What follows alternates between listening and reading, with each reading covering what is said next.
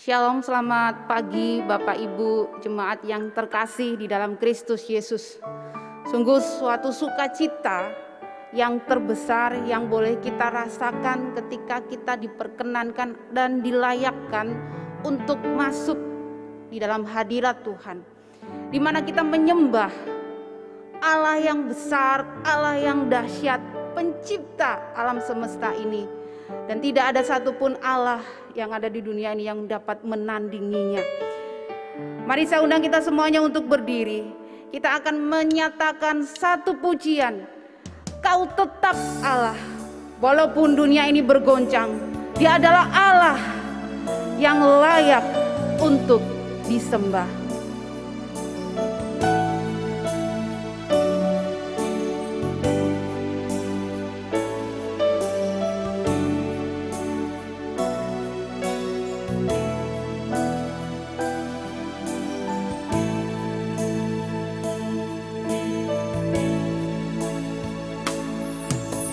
Betapa dahsyat Engkau Tuhan, pencipta segala yang ada, dulu sekarang sampai selamanya. Hanya Engkau Tuhan, tak terselami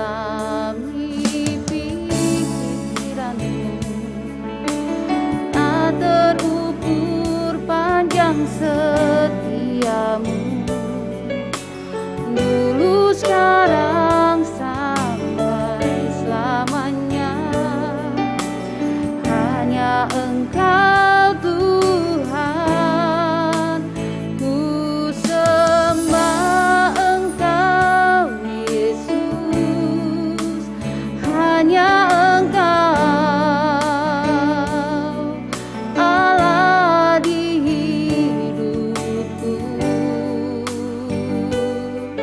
tiada yang lain, hanya Kau, hanya Engkau Tuhan. Selamanya Kau tetap Allah, walau dunia semua bergoncang, tak tergoyahkan. Kau tetap Allah, tak terselami pikiranmu, tak terukur panjang setiamu Tuhan. Tak terselami pikiranmu, tak terukur panjang setiamu, dulu sekarang sampai selamanya. Hanya Engkau Tuhan, ku sembah Engkau Yesus. Hanya Engkau Allah di hidupku,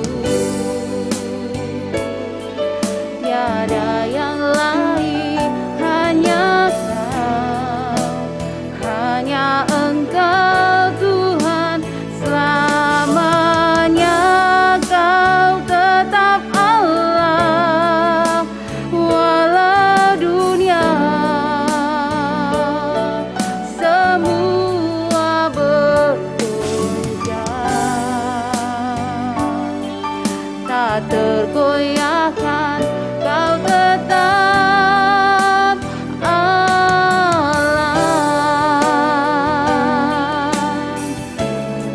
Hanya Dia Allah yang kita kenal di dalam Yesus Kristus, yang layak untuk disembah. Kasih setianya tidak pernah berubah dari dulu, sekarang, dan sampai selama-lamanya. Mari kita menyembah Dia, Yesus Kristus Tuhan. Ku sembah Engkau Yesus.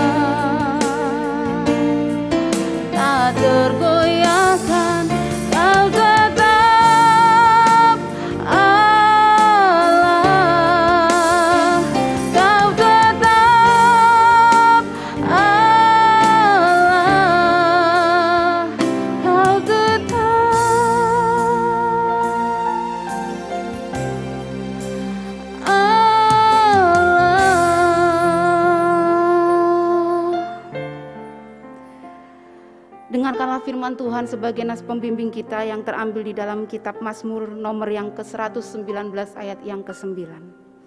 Dengan apakah seorang muda mempertahankan kelakuannya bersih? Dengan menjaganya sesuai dengan firman-Mu. Mari kita mengambil waktu teduh di hadapan Tuhan.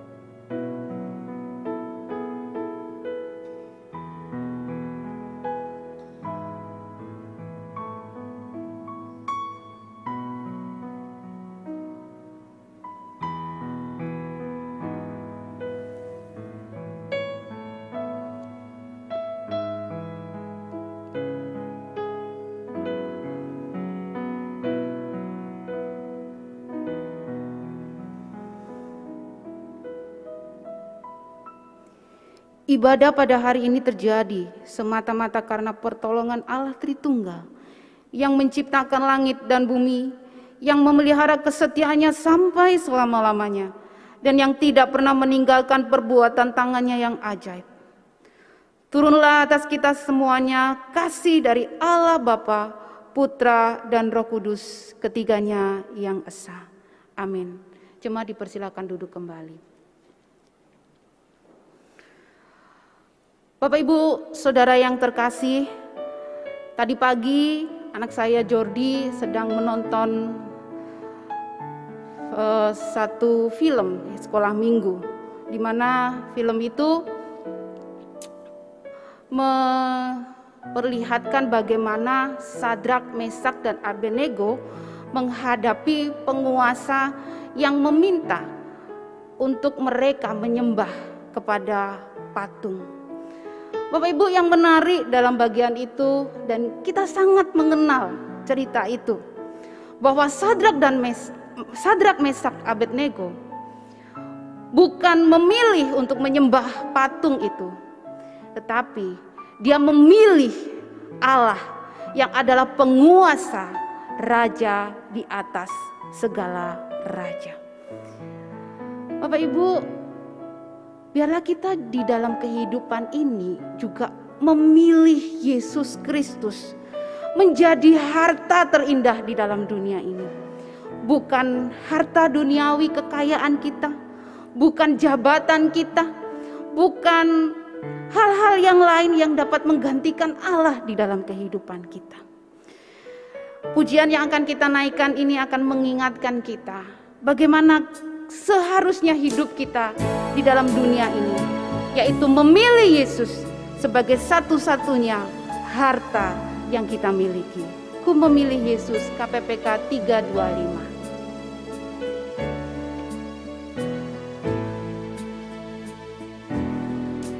Ku memilih Yesus bukan harta, dan Dia milikku melebihi semua.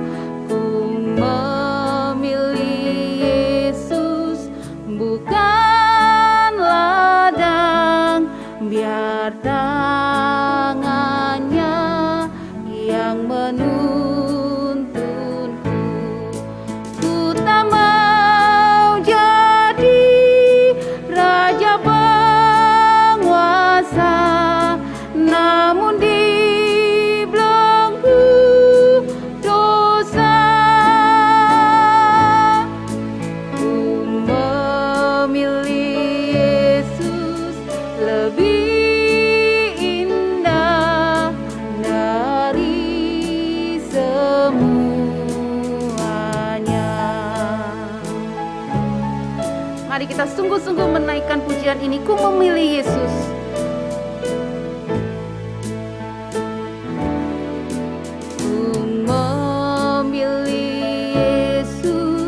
Lebih mulia, setia padanya, dan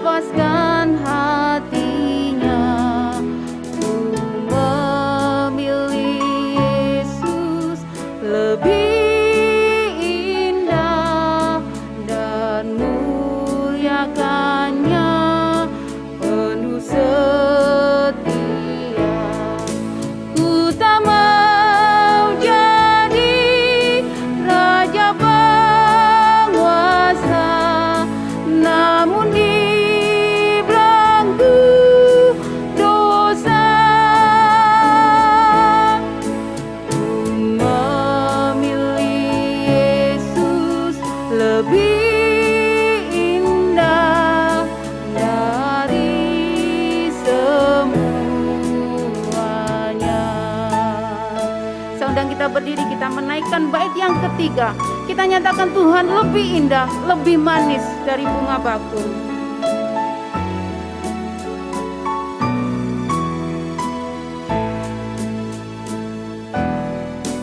Tuhan lebih indah, lebih manis dari bunga bakul ataupun madu. Jiwa dahagaku hampiri Dia, penyertaannya sungguh indahlah. Ku tak mau jadi raja penguasa, namun di belenggu dosa. Ku memilih Yesus lebih indah dari semuanya.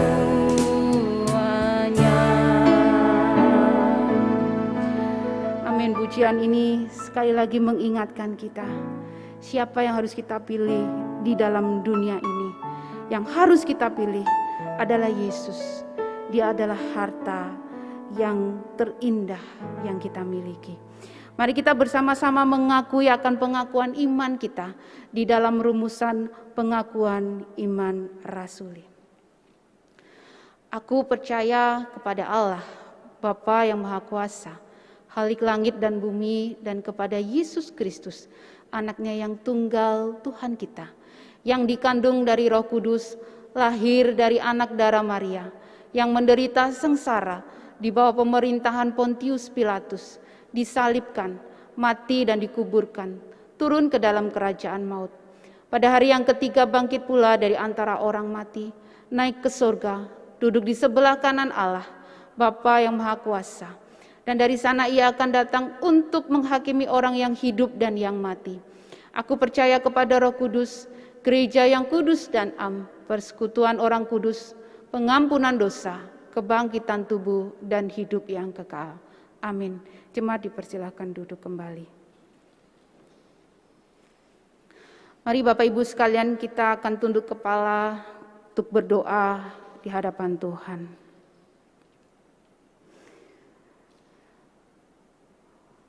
Bapa kami yang berada di dalam kerajaan surga, yang kami kenal di dalam Kristus Yesus, inilah kami anak-anak-Mu datang kepadamu, walaupun saat ini kami masih berada di rumah kami masing-masing. Tapi biarlah Tuhan Engkau hadir di setiap hati kami dan ibadah kami di rumah. Tuhan, ini kami datang mengakui akan segala dosa dan pelanggaran kami. Kami menyadari dalam kehidupan ini terkadang kami melukai hati Tuhan. Baik itu di dalam perkataan kami, di dalam perbuatan kami, dan juga di dalam pikiran kami. Tuhan, ampunilah kami. Tolong kami untuk menyadari bahwa anugerah Tuhan sungguh besar bagi setiap kami.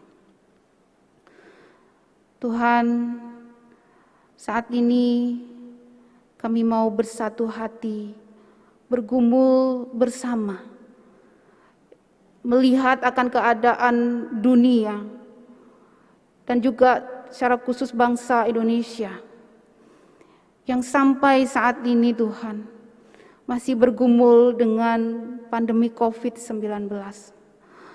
Tuhan, kami tak henti-hentinya berdoa kepadamu, memohon akan belas kasihan-Mu atas dunia ini. Tuhan, tolonglah lawat akan dunia ini, pulihkan dunia ini Tuhan.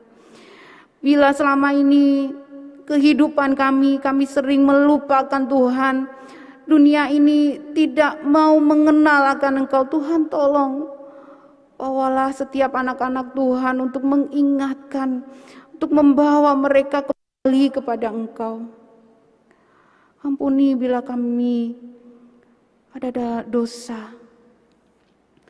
Dan Tuhan, kami rindu pandemi ini boleh berlalu dari dunia ini dan secara khusus untuk bangsa Indonesia. Kami berdoa Tuhan untuk pemimpin bangsa kami, Bapak Presiden, Wakil Presiden, jajaran pemerintahan yang sampai saat ini masih terus berupaya untuk menyelesaikan pandemi ini. Tuhan, berkati mereka, beri hikmat kepada mereka. Tuhan, kami juga mengingat untuk para tenaga kesehatan yang berada di garda depan. Mereka harus berjuang menolong orang-orang yang terpapar COVID-19. Tuhan, berkati, beri kesehatan kepada mereka, beri kekuatan penghiburan. Mereka harus meninggalkan keluarganya, tapi mereka juga harus membantu orang-orang yang terpapar COVID ini. Tuhan, berkati, tolonglah mereka Tuhan, supaya mereka dapat kuat, memberikan kasih-Nya kepada mereka yang terpapar COVID-19, memberikan tangan dan cintanya untuk mereka yang terpapar COVID, dengan kesabaran mereka merawat Tuhan. Tuhan, kami juga menyerahkan untuk vaksin yang sampai saat ini juga masih digalakkan oleh pemerintah untuk menolong masyarakat Indonesia. Tuhan juga berkati vaksin ini, supaya melaluinya imun kami boleh dapat tambah baik, kami dapat melaluinya di situasi seperti ini. Dan Tuhan, kiranya Engkau menolong setiap masyarakat Indonesia untuk dapat dan mau bersedia untuk divaksin. Mengingat virus ini sungguh-sungguh membuat kami merasa takut, sungguh membuat kami merasa tidak bebas di dalam menjalani aktivitas kami. Tuhan, berkatilah. Kami juga menyerahkan untuk rakyat Indonesia untuk boleh memiliki pemikiran yang positif dengan adanya vaksin ini, sehingga mereka berbondong-bondong untuk divaksin. Tuhan Yesus yang baik, kami juga mengingat untuk gereja ini. Kami menyerahkan untuk setiap jemaat Tuhan yang saat ini dalam kelemahan tubuh, bahkan ada yang isolasi mandiri. Kami mohon belas kasihan Tuhan. Di dalam situasi yang seperti ini, kiranya mereka tetap merasakan akan Tuhan, merasakan kehadiran Tuhan. Kadang dalam isolasi mandiri mereka harus sendiri, bahkan juga ada keluarga yang boleh membantu. Tuhan, berikan kepada mereka ingat untuk mengingat akan Tuhan yang hadir, Tuhan yang menolong, Tuhan yang memberikan kekuatan kepada mereka, sehingga ketika mereka menjalani isolasi mandiri, mereka dapat dikuatkan dan diteguhkan iman mereka bahwa Allah adalah Allah yang maha hadir di dalam situasi apapun. Tuhan, berkatilah jemaat-Mu yang sedang bergumul dalam kelemahan dan dalam sakit, secara khusus mereka yang terkena COVID-19. Kami juga menyerahkan akan gereja ini yang saat ini dalam proses pemilihan majelis. Mohon Tuhan, kiranya Engkau memberkati proses pemilihan majelis ini, dan kami berdoa nantinya apabila ada jemaat yang dihubungi oleh panitia, Tuhan, kiranya Engkau meneguhkan akan panggilan mereka untuk mereka boleh terlibat di dalam pelayanan kemajelisan di gereja ini. Mohon Tuhan, berikan hati kepada mereka untuk bersedia melayani Tuhan, khususnya di dalam kemajelisan. Terima kasih Tuhan, kami menyerahkan akan doa kami ini ke dalam tangan kasih Tuhan di dalam nama Tuhan Yesus Kristus, yang mengajarkan kami berdoa. Doa Bapa kami, saya undang jemaat untuk berdiri. Bapa kami yang di sorga, dikuduskanlah namamu, datanglah kerajaan-Mu, jadilah kehendak-Mu di bumi seperti di sorga. Berikanlah kami pada hari ini makanan kami yang secukupnya, dan ampunilah kami akan kesalahan kami, seperti kami juga mengampuni orang yang bersalah kepada kami. Dan janganlah membawa kami ke dalam pencobaan, tetapi lepaskanlah kami daripada yang jahat. karena Engkaulah yang mempunyai kerajaan dan kuasa dan kemuliaan sampai selama-lamanya. Amin. Hormat diberi.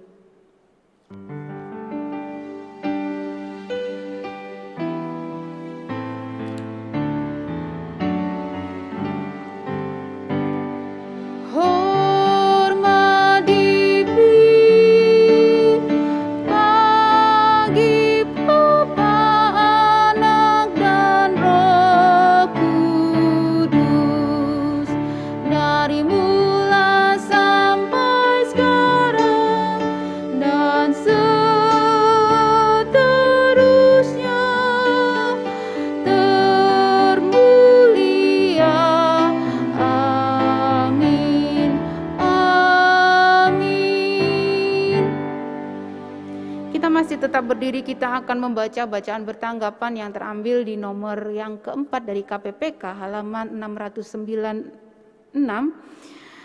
Firman Tuhan ajaib dan sempurna.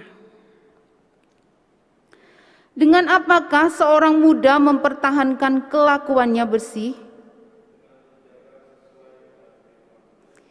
Dengan segenap hatiku aku mencari Engkau. Janganlah biarkan aku menyimpang dari perintah-perintah-Mu. Dalam hatiku aku menyimpan firman-Mu, supaya aku jangan berdosa terhadap Engkau. Terpujilah Engkau ya Tuhan, ajarkanlah ketetapan-ketetapan-Mu kepadaku. Atas petunjuk perintah-perintah-Mu aku bergembira, seperti atas segala harta. Aku hendak merenungkan titah-titah-Mu dan mengamat-amati jalan-jalan-Mu. Aku akan bergemar dalam ketetapan-ketetapan-Mu, firman-Mu tidak akan kulupakan. Singkapkanlah mataku supaya aku memandang keajaiban-keajaiban dari Taurat-Mu. Untuk selama-lamanya ya Tuhan, firman-Mu tetap teguh di sorga, kesetiaan-Mu dari keturunan ke keturunan. Firman-Mu itu pelita bagi kakiku dan terang bagi jalanku.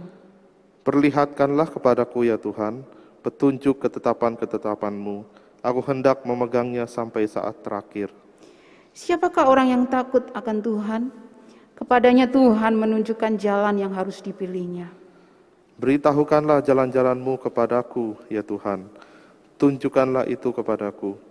Bawalah aku berjalan dalam kebenaran-Mu dan ajarlah aku, sebab Engkaulah Allah yang menyelamatkan aku.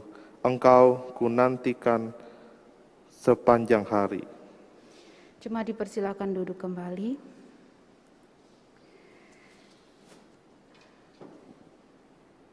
Allah begitu baik di dalam kehidupan kita. Entah di dalam keadaan suka maupun duka. Allah tetap menyatakan kebaikannya bagi kita. Hari ini kita diberi kesempatan untuk memberikan persembahan. Persembahan dapat ditransfer di rekening atau di QR code yang ada di layar Bapak Ibu sekalian. Atau juga dapat diberikan kepada hamba-hamba Tuhan yang ada di gereja pada jam kantor. Mengiringi persembahan kita, mari kita menaikkan pujian, dengan apa kan ku balas.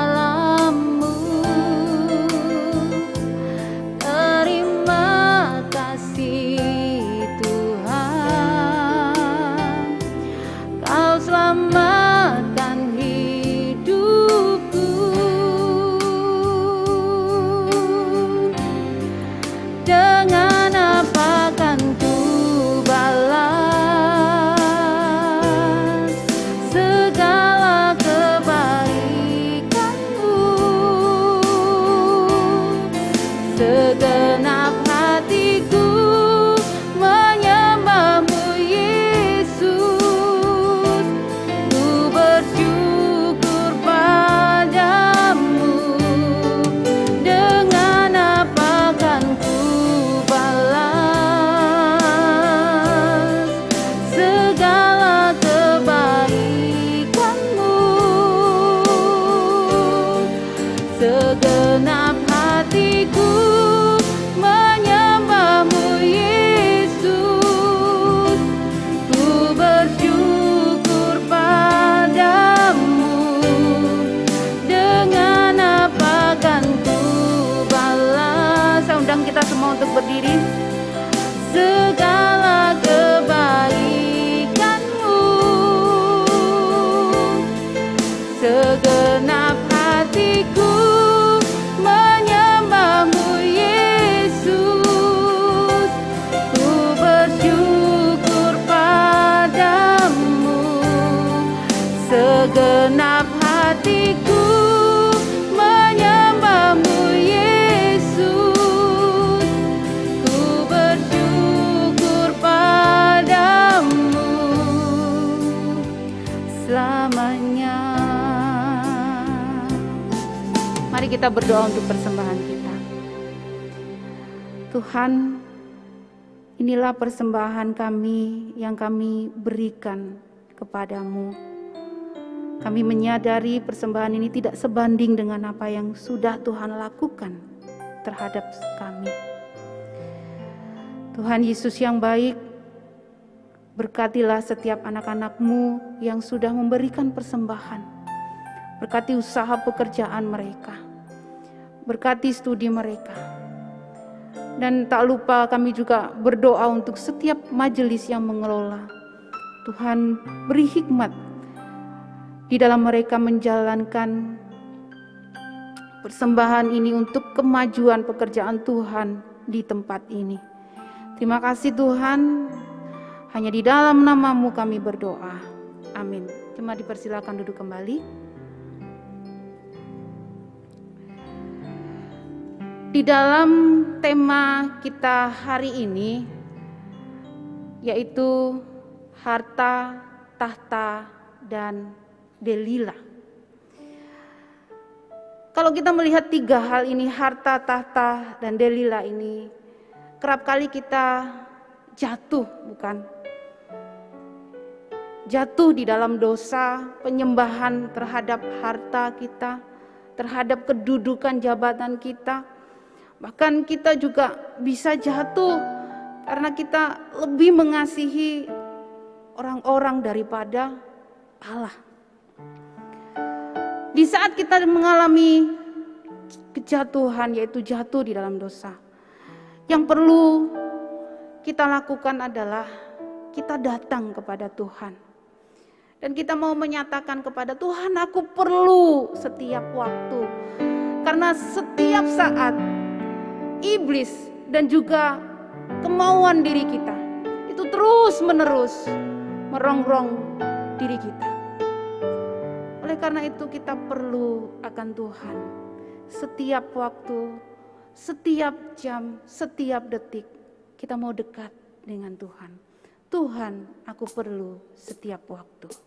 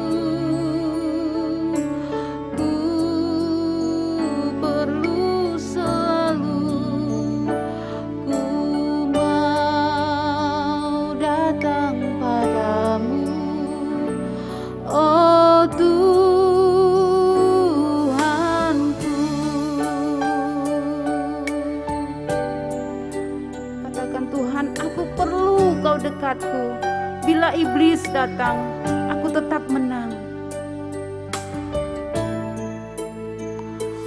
Tuhan, aku perlu Kau dekatku.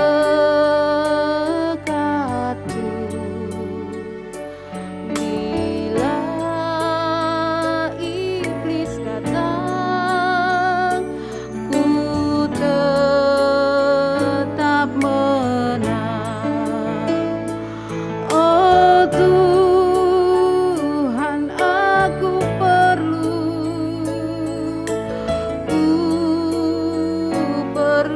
selalu, ku mau datang padamu. Oh Tuhanku,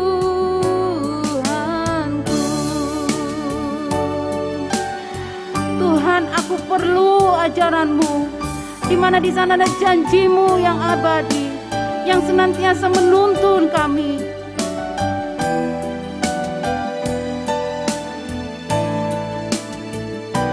Tuhan,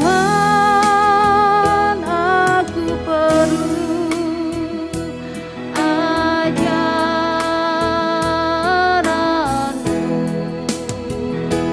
janji-Mu abadi, genap dan pasti. Oh Tuhan, aku perlu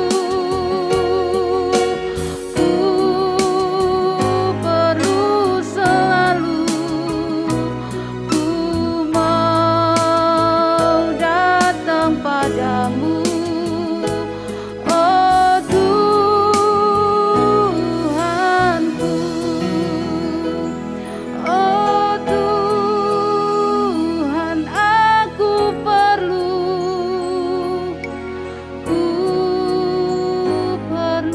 selalu, ku mau datang padamu. Oh Tuhanku.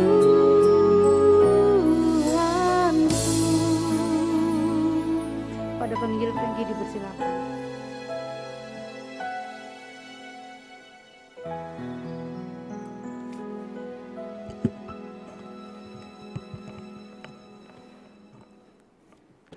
Selamat pagi Bapak Ibu, Shalom. Kita telah memuji Tuhan. Tiba saatnya kita akan mendengarkan firman Tuhan. Sebelumnya kita bersama-sama berdoa. Tuhan Yesus, kami telah memuji Tuhan. Tiba saatnya kami mau mendengarkan firman-Mu. Tuhan Yesus, tolong hamba-Mu dalam menguraikan firman Tuhan, sehingga setiap kami yang beribadah, setiap kami yang mendengarkan firman Tuhan, boleh mengerti firman-Mu, mengambil maknanya untuk kehidupan kami masa kini dan mengaplikasikannya. Tuhan, tolong hamba. Terima kasih Tuhan Yesus. Dalam nama Yesus kami berdoa, mengucap syukur. Amin. Bapak Ibu, firman Tuhan hari ini dari 2 Samuel pasal 11 ayat 1 hingga ayat yang ke-17. Kita akan bacakannya, tapi saya tidak membaca semua ayat ya. 2 Samuel pasal 11. Pada pergantian tahun, pada waktu raja-raja biasanya maju berperang, maka Daud menyuruh Yoab maju beserta orang-orangnya dan seluruh orang Israel. Mereka memusnahkan Bani Amon dan mengepung kota Raba, sedang Daud sendiri tinggal di Yerusalem. Sekali peristiwa pada waktu petang, ketika Daud bangun dari tempat pembaringannya, lalu berjalan-jalan di atas soto istana, tampak kepadanya dari atas soto itu seorang perempuan sedang mandi. Perempuan itu sangat elok rupanya. Lalu Daud menyuruh orang bertanya tentang perempuan itu, dan orang berkata, itu adalah Batsheba binti Eliam, istri Uria orang Het itu. Sesudah itu Daud menyuruh orang mengambil dia. Perempuan itu datang kepadanya, lalu Daud tidur dengan dia. Perempuan itu baru selesai membersihkan diri dari kenajisannya. Kemudian pulanglah perempuan itu ke rumahnya. Lalu mengandunglah perempuan itu dan disuruhnya orang memberitahukan kepada Daud, demikian, aku mengandung. Lalu Daud menyuruh orang kepada Yoab mengatakan, suruhlah Uria orang Het itu datang kepadaku. Maka Yoab menyuruh Uria menghadap Daud. Ketika Uria masuk menghadap dia, bertanyalah Daud tentang keadaan Yoab dan tentara dan keadaan perang. Kemudian berkatalah Daud kepada Uria, "Pergilah ke rumahmu dan basuhlah kakimu." Ketika Uria keluar dari istana, maka orang menyusul dia dengan membawa hadiah raja. Tetapi Uria membaringkan diri di depan pintu istana bersama-sama hamba tuannya dan tidak pergi ke rumahnya. Sampai demikian jawab membaca firman Tuhan. Bapak Ibu, tema harta, tata, dan Delila. Harta, tata, dan Delila. Delila tentu saja yang dimaksudkan adalah bukan Delila yang dimaksudkan dalam kitab Hakim-Hakim, tetapi Delila menunjuk kepada wanita. Harta, entah yang dipunyai seseorang, entah itu banyak atau sedikit, bisa karena warisan keluarga, atau bisa karena usaha atau kerja keras orang tersebut, atau karena faktor-faktor lainnya sehingga dia bisa mempunyainya. Sedangkan takhta itu bila kita melihat zaman dulu, zaman kerajaan, ada orang yang mendapatkan takhta karena diturunkan, diwariskan dari orang tua, atau karena orang mendapatkan takhta karena peperangan atau karena perebutan kekuasaan maka mendapatkan takhta. Tapi kalau kita berbicara tentang takhta, Bapak Ibu, tidak melulu tentang kursi raja, tetapi bisa juga menunjuk kepada jabatan atau kedudukan tertentu. Sedangkan Delila seperti yang saya katakan tadi, bukanlah Delila yang dimaksudkan dalam kitab Hakim, tapi menunjuk kepada wanita. Tiga hal ini bisa membuat manusia jatuh di dalam dosa.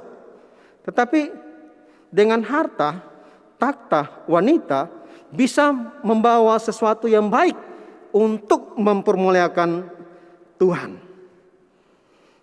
Saya akan menjelaskan di bagian penutup atau kesimpulan khotbah saya. Nah, Bapak Ibu, berbicara tentang harta, tata, wanita, di dalam perjanjian lama ada seorang raja bernama Ahab menginginkan kebun anggur Nabot. Tetapi Nabot tidak memberikannya karena kebun anggur itu milik pusaka nenek moyangnya. Nah, Ahab kesal hati dan gusar. Ahab kesal hati dan gusar. Istrinya Isabel bertanya kepada Ahab suaminya, "Apa sebab hatimu kesal?" Setelah mendapat penjelasan dari Ahab suaminya, kemudian Isabel berkata, "Bukankah sekarang ini engkau memegang kuasa raja atas Israel?" Ini berbicara tentang takhta. Nah, singkat cerita, rencana jahat dibuat oleh Isabel dan berhasil. Nabot mati dan kebun anggur Nabot diambil oleh Ahab. Nah, semua itu karena pengaruh wanita istrinya. Saudara sekalian, Bapak Ibu saudara sekalian, berbicara tentang kejatuhan pria bisa karena wanita. Kejatuhan dalam bidang apa? Bisa dalam bidang apa saja. Sebagai contoh, tadi yang saya katakan tadi, Ahab menginginkan kebun anggur Nabot. Pengaruh Isabel, akhirnya kebun anggur itu jadi milik Ahab. Kemudian Nabot, karena setelah itu Nabot mati. Nah, kemudian kejatuhan dalam dosa, persinahan. Pria bisa jatuh dalam dosa perzinahan. Misalnya pria terpikat pada seorang wanita karena wajah, karena kemolekan, dan lain-lain, sehingga pria tersebut jatuh. Wanita bisa membuat pria jatuh di dalam dosa, atau orang bisa memakai seorang wanita membuat pria jatuh atau hancur. Nah, bagaimana dengan Daud? Sebelum Raja Ahab, ada seorang raja bernama Daud, raja kedua Israel. Sebelum Daud menjadi raja menggantikan Saul, Daud adalah seorang gembala kambing domba. Dari beberapa anak Isai yang Tuhan pilih adalah Daud untuk menggantikan Saul. Dikatakan 1 Samuel 16 ayat 12, kemudian disuruhnyalah menjemput dia, yaitu Daud. ia kemerah-merahan, matanya indah dan parasnya elok. Lalu Tuhan berfirman, bangkitlah, urapilah dia, sebab inilah dia. Nah Bapak Ibu, perjalanan hidup Daud banyak tantangan yang dihadapi sebelum dia menjadi raja. Begitu juga ketika dia menjadi raja, bukan hanya tantangan tetapi ada godaan datang kepadanya. Godaan akan keinginan daging. Diceritakan di dalam 2 Samuel pasal 11 yang kita baca tadi tentang Daud dan Batseba. Pada pergantian tahun, pada waktu raja-raja biasa maju berperang, Daud sebagai seorang raja tidak ikut berperang, justru menyuruh Yoab untuk maju berperang. Tidak dikatakan alasan apa Daud tidak maju berperang. Nah, pada waktu petang, ketika Daud bangun dari pembaringannya, dia berjalan-jalan di atas soto istana. Dia melihat seorang perempuan sedang mandi. Perempuan itu sangat elok rupanya. Daud tidak berhenti sampai di situ Bapak Ibu. Tetapi dalam hatinya muncul penasaran. Siapa perempuan atau wanita yang elok, yang sedang mandi yang dia lihat itu? Sehingga ia menyuruh orang bertanya, dan menyuruh bertanya tentang siapa perempuan itu. Dan orang itu berkata bahwa itu adalah Batseba binti Eliam, istri Uria orang Het itu. Bapak Ibu, ketika Daud tahu sedikit tentang Batseba, sudah punya suami, apakah dia berhenti sampai di situ saja? Oh, itu perempuan itu rupanya sudah punya suami. Saya tidak boleh memikirkannya. Saya tidak boleh menginginkannya. Cukup, stop. Harus ada self control, penguasaan diri dalam hati saya, dalam diri saya. Justru timbul keinginan yang lebih serius dari Daud. Sebelumnya penasaran. Sekarang timbul keinginan daging untuk bisa tidur dengan istri Uria orang Het itu, yaitu Batseba.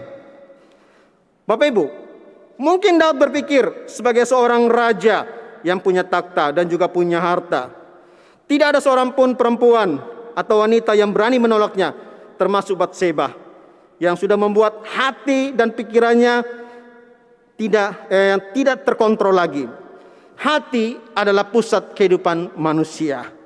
Tetapi pada saat itu Bapak Ibu, Daud tidak bisa menjaga hatinya.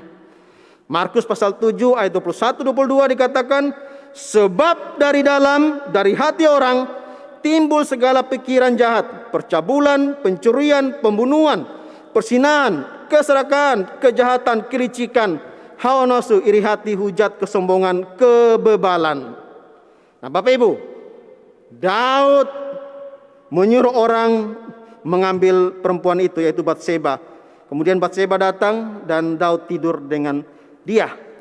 Setelah itu Batseba membersihkan diri dari kenajisanya, pulang ke rumahnya. Beberapa waktu kemudian Batseba mengandung dan menyuruh orang menyampaikan kepada Daud bahwa dia mengandung. Setelah Daud tahu Batseba mengandung, dengan kekuasaannya yang dia miliki sebagai seorang raja, merencanakan sesuatu yang lain. Dia menyuruh Uria orang Het itu datang menghadapnya. Ia menyuruh Uria untuk pulang ke rumahnya, tetapi Uria tidak pulang dengan alasan tertentu. Singkat cerita Bapak Ibu, Daud menulis surat kepada Yoab dengan perantaran Uria. Dalam surat itu Daud menyuruh atau memerintahkan Yoab agar menempatkan Uria di barisan depan dalam sebuah pertempuran yang hebat. Kemudian Yoab mundur agar Uria terbunuh mati. Singkat cerita, akhirnya Uria mati dalam peperangan. Saudara, pasal 12. Nah, apa yang dilakukan oleh Daud itu bersumber dari hati. Di dalam 2 Samuel pasal 12 itu Tuhan menegur Daud lewat Nabi Nathan. Lewat Nathan, Daud menghina Tuhan dengan melakukan apa yang jahat di mata Tuhan. Ada konsekuensi, hukuman yang akan diterima oleh Daud dan keturunan Daud karena perbuatannya. Bapak Ibu, Daud menyesal dan mengatakan dia sudah berdosa kepada Tuhan. Nathan mengatakan bahwa Daud tidak akan mati, tetapi anak yang dikandung oleh Batseba akan dilahirkan Batseba itu mati. Nah, saudara, 2 Samuel 12 ayat 24 dikatakan Batseba sudah menjadi istri Daud. Daud menghampiri Batseba, kemudian tidur. Batseba melahirkan seorang anak laki-laki dan diberi nama Salomo. Tuhan mengasihi anak itu Salomo, dan perantara Natan anak itu dinamakan Yedidah oleh karena Tuhan. 2 Samuel pasal 12 ayat 13 dikatakan bahwa Daud sudah berdosa kepada Tuhan. Dia menyesal, kemudian bertobat. Nah, kata bertobat, kata yang sering digunakan atau diucapkan oleh nabi-nabi yang melayani di kerajaan utara atau selatan, baik kepada raja-raja, kepada imam-imam, atau kepada umat Israel, untuk mereka bertobatlah.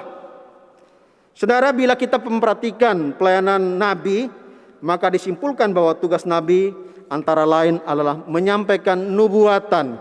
Nubuatan itu berbeda dengan ramalan. Ramalan itu bersifat prediksi, tapi nubuatan itu menyampaikan tentang suara hati Allah tentang apa yang akan terjadi. Kemudian juga menyampaikan seruan pertobatan. Pada zaman kerajaan, di kerajaan utara, kerajaan selatan, pada waktu itu banyak terjadi kemerosotan moral, kemerosotan dalam bidang agama, ada persinan rohani, melanggar janji Allah, di dalam politik, pemerintahan yang bobrok, para pembesar yang tamak, di dalam bidang sosial, kelicikan bisnis, ketidakadilan dan lain sebagainya. Nah, di tengah-tengah kehidupan umat Israel yang demikian, Tuhan melalui nabinya menyerukan pertobatan, baik kepada pribadi maupun kepada bangsa Israel. Seruan ini biasa disertai dengan menyampaikan dosa atau teguran untuk bertobat agar umat kembali kepada Allah. Seperti dalam kitab Yoel, berbaliklah. Kata berbalik, adalah kata yang sering digunakan untuk pertobatan. Berbalik adalah salah satu kata kerja yang sering digunakan di dalam perjanjian lama. Nah, kata ini mempunyai arti merubah arah tindakan, untuk berbalik atau untuk kembali. Kata ini berulang kali muncul dalam konteks perjanjian Allah dengan umatnya. Jadi Bapak Ibu, konsep pertobatan di dalam perjanjian lama tidaklah simpel. Pertobatan itu lebih dari sekedar seruan untuk berbalik. Bila kita perhatikan seruan pertobatan dalam kitab Yoel, nampak mirip dengan seruan dalam kitab Hosea, yakni kembali kepada perjanjian. Saudara, kita kembali kepada Daud. Di dalam Mazmur 51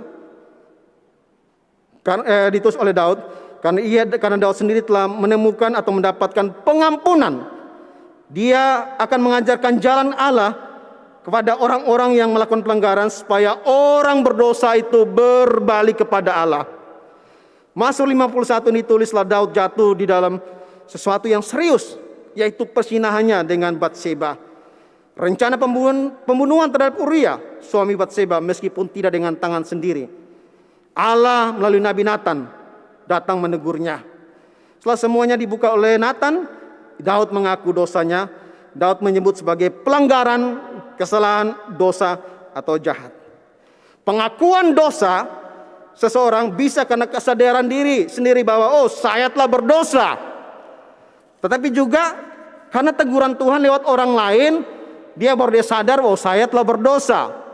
Pada zaman Alkitab ada nabi-nabi, kemudian zaman sekarang ini ada hamba Tuhan bisa menegur jemaat yang berbuat dosa, kemudian menyesal, kemudian berbalik kepada Allah. Bapak Ibu, kalau kita berbuat dosa atau pelanggaran atau kesalahan, kita termasuk tipe yang mana? Tipe pertama atau tipe kedua? Intinya Bapak Ibu, mari ketika kita berbuat kesalahan, dosa atau pelanggaran, mari dari dalam hati yang paling dalam kita sungguh-sungguh mengaku dan berbalik kepada Allah. Bukan karena tekanan orang lain, bukan karena situasi atau keadaan baru kita sadar akan dosa-dosa yang kita lakukan. Tetapi ketika kita jatuh di dalam dosa, di dalam pelanggaran atau kesalahan yang serius, mari dengan kesadaran kita mengaku di depan Tuhan. Tuhan, aku telah berdosa. Saudara, di dalam hidup ini kita perlu adanya self control atau penguasaan diri. Di dalam hidup kita, kita bisa melihat contoh kehidupan daripada Yusuf. Siapapun kita bisa jatuh di dalam dosa. Hamba Tuhan, majelis, pengurus komisi, aktivis, siapapun bisa jatuh di dalam dosa. Karena itu pentingnya kita perlu ada self control atau penguasaan diri. Suatu tokoh sebelum Daud, seorang anak muda bernama Yusuf, dicatat dalam kitab Kejadian. Perjalanan hidupnya begitu menarik untuk dipelajari. Dikatakan Yusuf berada di Mesir, dia dibeli oleh Potifar, pegawai istana Firaun. Potifar membeli dia dari tangan orang Ismail. Orang Ismail membeli dia dari tangan saudara-saudaranya. Satu pertanyaan muncul, kenapa saudara-saudaranya bisa menjual dia? Oleh karena Yusuf itu sering menyampaikan kejahatan saudara-saudaranya kepada Yakub. Yusuf itu lebih dikasihi Yakub. Yusuf itu sering menceritakan mimpi-mimpinya kepada saudara-saudaranya. Hal ini membuat saudara-saudaranya benci, iri hati sama dia, kemudian menjual dia atau melakukan kejahatan terhadap dia. Kalau kita perhatikan sepintas lalu, Bapak Ibu, keberadaan Yusuf di Mesir itu adalah karena iri hati benci dari saudara-saudaranya. Tetapi kita melihat lebih jauh, lebih dalam, keberadaan Yusuf di Mesir adalah merupakan bagian dari rencana Tuhan atau seizin Tuhan untuk memelihara Yakub dan keturunannya yang nantinya disebut umat Israel. Di dalam kitab Kejadian pasal 39 tentang Yusuf berada di rumah Potifar. Singkatnya, istri Potifar mulai melirik Yusuf karena Yusuf itu dikatakan manis sikapnya dan elok parasnya. Nah, istri Potifar mulai tertarik dan mengajak Yusuf untuk tidur dengan dia. Tapi Yusuf mengatakan, bagaimana mungkin aku melakukan kejahatan yang besar ini terhadap Allah? Nah, istri Potifar tidak menyerah, terus membujuk Yusuf dari hari ke hari. Nakal istri Potifar nih. Ya, terus membujuk Yusuf dari hari ke hari, tapi Yusuf mengatakan tidak.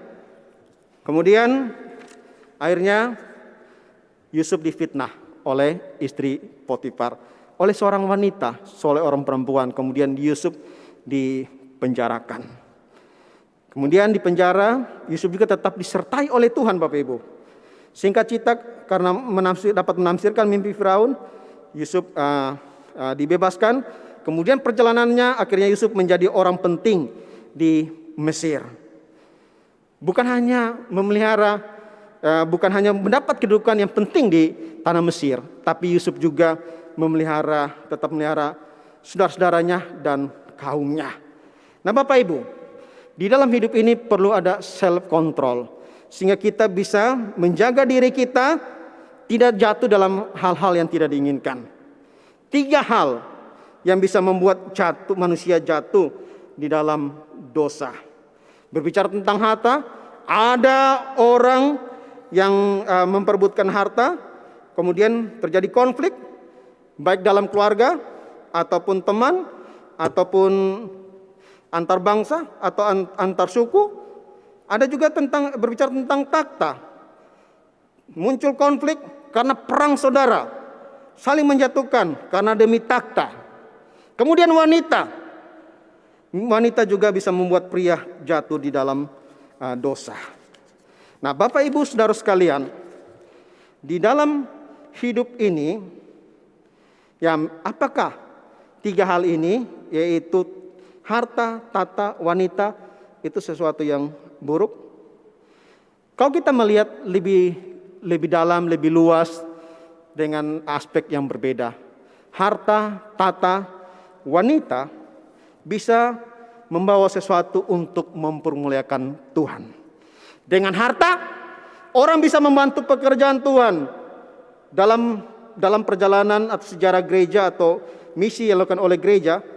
Banyak orang yang membantu pekerjaan Tuhan dengan harta yang mereka miliki. Dengan takhta atau kedudukan atau jabatan, orang bisa mengatur banyak hal agar sesuatu itu teratur dan lancar. Kalau tidak ada yang mengatur, bisa kacau atau berantakan segala sesuatu. Perlu ada orang-orang yang mengatur, bisa lewat takhta atau kedudukan atau jabatan. Begitupun juga dengan kehadiran wanita. Wanita dapat melayani Tuhan dan melayani sesama. Pada zaman sekarang ini, di kantor-kantor swasta, kantor pemerintahan, atau bank-bank, atau pesawat, dan lain sebagainya, termasuk di gereja, ditempati oleh wanita yang cekatan dalam bekerja, melayani sesuai kemampuan mereka masing-masing hingga menjadi saluran berkat bagi Tuhan dan sesama. Nah, Bapak Ibu sekalian, mari kita gunakan harta kita atau kedudukan yang jabatan yang saat ini kita dapatkan untuk melayani, baik kita sebagai pria atau sebagai wanita, melakukan sesuatu untuk mempermuliakan Tuhan. Nah, di dalam kesemuanya itu kita terus ingat akan firman Tuhan, sehingga kita dapat menjaga hati kita dengan segala kewaspadaan, karena dari situlah terpancar kehidupan. Kata Amsal pasal 4 ayat 23. Biarlah firman Tuhan pada hari ini terus kita ingat dan menjadi bagian dalam hidup kita, bahwa 3 hal ini, yaitu harta, takhta wanita, bukanlah sesuatu juga yang buruk, tapi juga dengan harta, takhta wanita bisa membawa sesuatu untuk mempermuliakan Tuhan. Mari bersama-sama kita berdoa.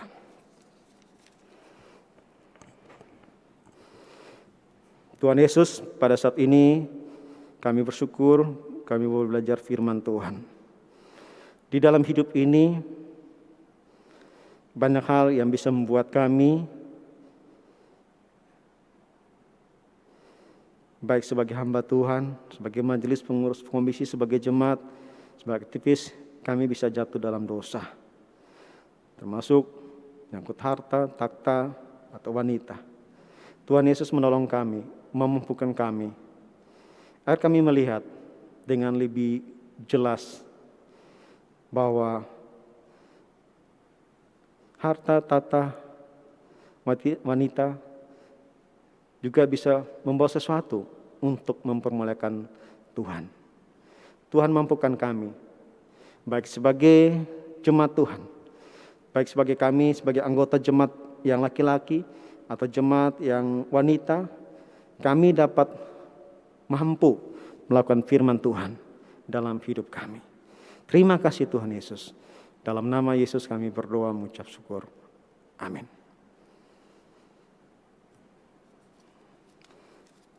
Mari kita sama-sama berdiri.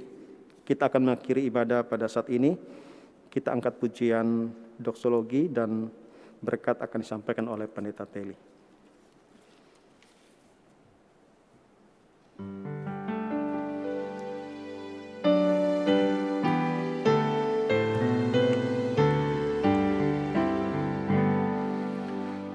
Puji Allah Bapa Putra, puji Allah Roh Kudus, ketiganya yang esa. Pohon selamat sumber berkat.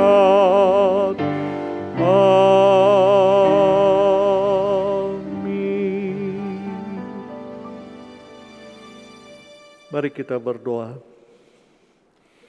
Terpujilah Allah di dalam kasih dan anugerah-Nya, mengizinkan kami, memberikan kesempatan kepada kami untuk kami boleh memuji, membesarkan akan nama-Mu, dan juga kami boleh disapa dan diberkati oleh firman-Mu. Tuhan, Engkau adalah Gembala kami yang baik. Engkau memberkati dengan berkat dari surga, jasmani maupun rohani, untuk jemaat kami yang berulang tahun. Di sepanjang minggu ini, Engkau akan menyertai mereka. Engkau menolong mereka, dan Engkau menyempurnakan sukacita mereka. Bagi jemaat-Mu yang berusaha dan yang mencari pekerjaan, Engkau Allah yang selalu bersama dengan mereka, dan Engkau membuat berhasil. Ada jalan keluar untuk setiap kesulitan dan persoalan yang dihadapi. Berikan kemenangan demi kemenangan buat jemaat-Mu, Dan di dalam menjalani kehidupan ini, firman yang telah didengar itu boleh tertanam dalam hati, itu boleh berbuah, dan buahnya lebat. Dan kami pun tersadar dan berjaga-jaga, sehingga kami tidak jatuh dan kami tidak binasa. Terpujilah nama-Mu. Jemaat yang dikasihi oleh Tuhan, arahkanlah hati dan pikiran-Mu, dan terimalah berkat Tuhan. Allah sumber segala kasih karunia, yang telah memanggil kamu dalam Kristus kepada kemuliaan-Nya yang kekal, akan melengkapi, meneguhkan, menguatkan dan mengokohkan kamu sesudah kamu menderita seketika lamanya. Ialah yang empunya kuasa sampai selama-lamanya. Amin. Amin. Amin.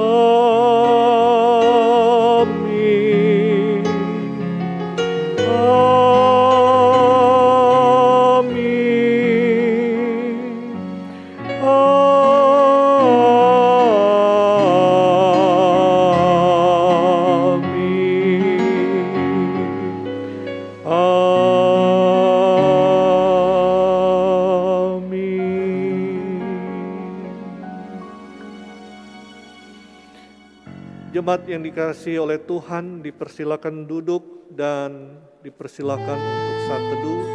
Terpujilah Tuhan, kita telah mengikuti ibadah di pagi hari ini, di hari Minggu ini ada sukacita yang besar. Terpujilah nama Tuhan. Selamat hari Minggu, selamat beraktivitas. Tuhan Yesus memberkati kita semua. Shalom.